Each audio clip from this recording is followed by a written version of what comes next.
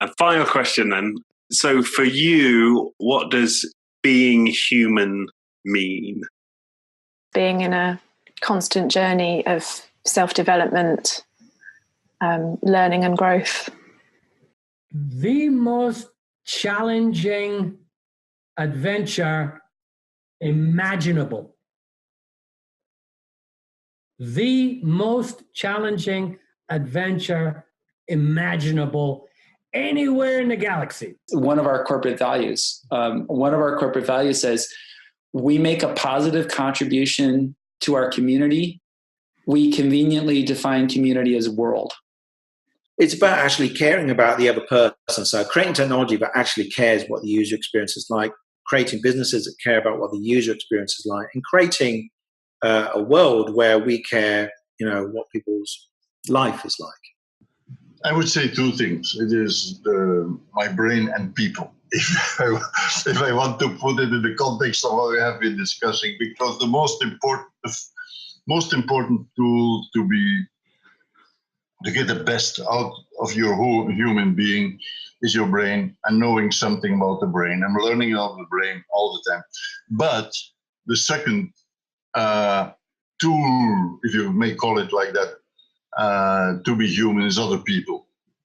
So I would say the combination of people and my own brain, learning about the people, but learning in a scientific way, getting to know people, to have good relationship with people. Create and do and fulfill my natural instinct to make and do as much as I possibly can, but not at the cost of my personal sanity, mental health. Live life. Just do what you need to do. Show up, have fun, connect, play music. I think we're all humans.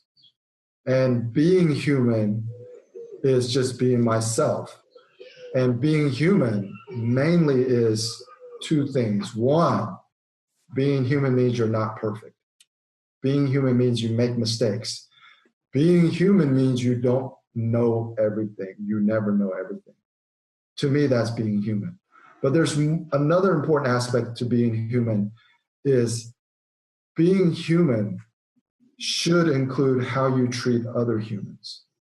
It means following your own vision, your own destiny, your purpose in life, and giving something to your community. It's the integration, a relationship between that physical, material narrative, spiritual narrative, and for me, personally, the biblical narrative. And how those things also, that's really what we've been touching on, actually, is how all those things come together in an integrated way, and how you synthesize and fuse those things in the right way.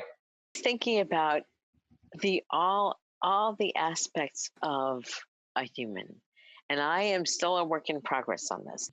Starting to care with others is really helping others to be better than what they are. Is helping them to have a better life. It's basically caring about others. It's a hell of a ride, isn't it?